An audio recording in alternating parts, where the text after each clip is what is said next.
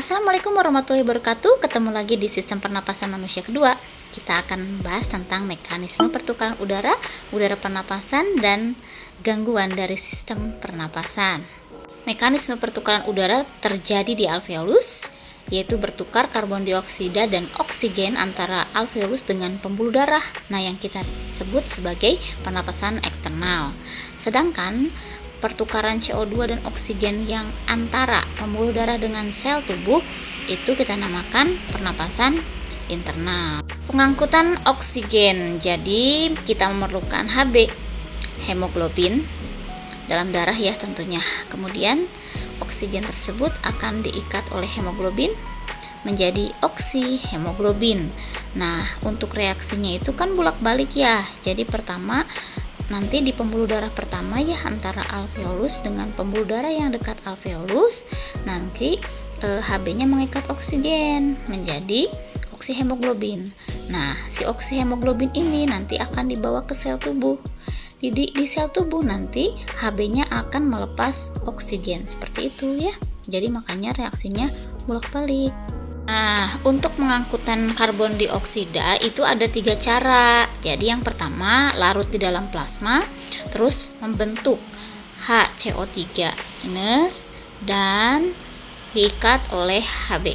Nah, berikut adalah reaksi yang terjadi ya karbon dioksida di dalam plasma.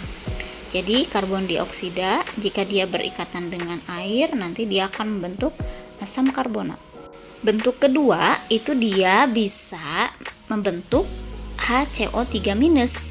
Jika terurai kembali ya asam karbonatnya menjadi H+ dan HCO3-.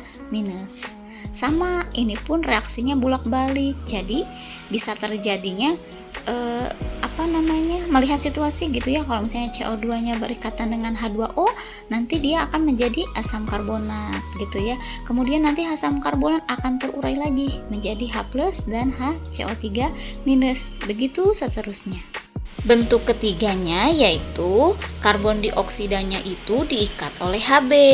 Nanti dia membentuk karbohemoglobin sama dengan oksihemoglobin, tapi arahnya yang berbeda. Kalau karbohemoglobin itu dia dari sel tubuh dulu, baru ke pembuluh darah, baru ke alveolus kayak gitu ya.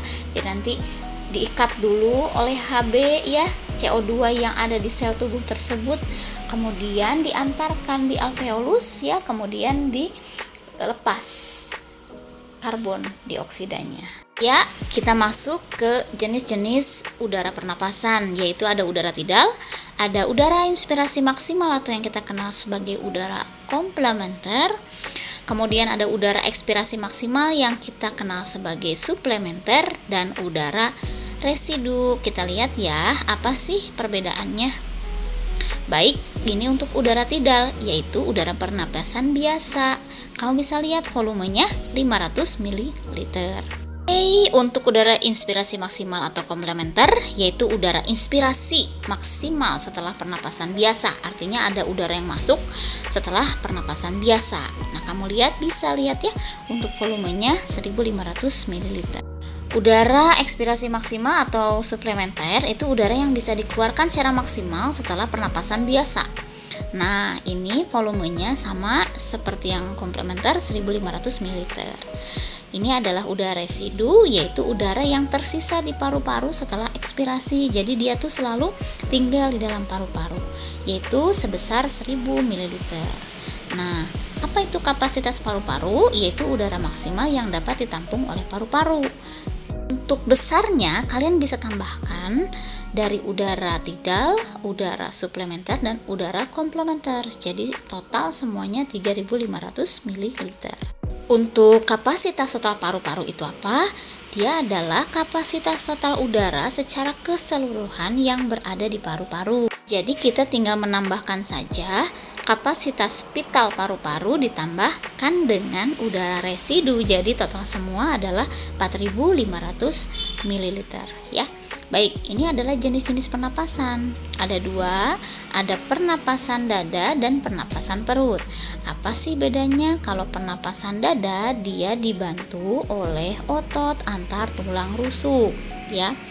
Nah, di sini kita bisa lihat nih, ada inspirasi sama ekspirasinya. Jadi, kedudukan otot antar tulang rusuk itu berbeda. Pada saat inspirasi dia akan terangkat atau kontraksi gitu ya. Nah, jadi rongga dada membesar gitu ya, udara masuk.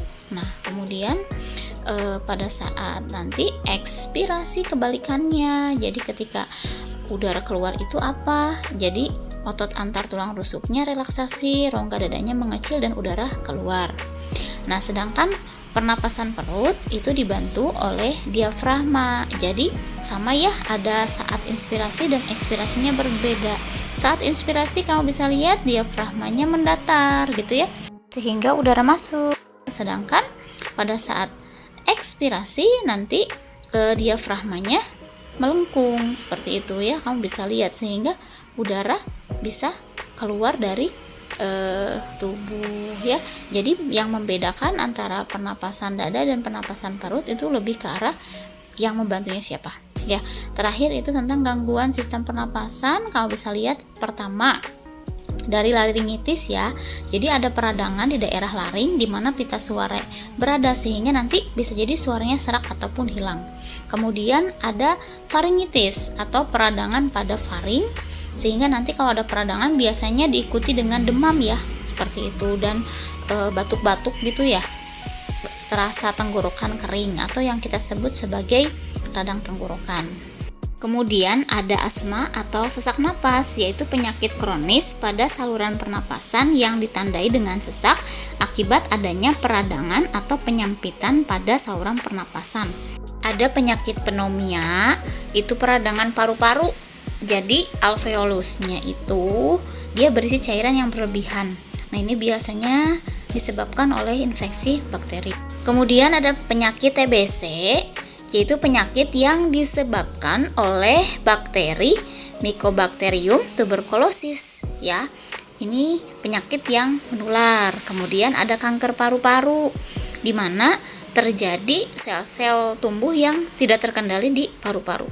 Nah, mungkin itu ya yang termasuk gangguan dari sistem pernapasan. Oke, mungkin untuk pembahasan kita kali ini kita cukupkan sekian ya. Terima kasih sudah menyimak, sudah belajar. Mudah-mudahan bermanfaat dan kita ketemu di video berikutnya. Bye-bye.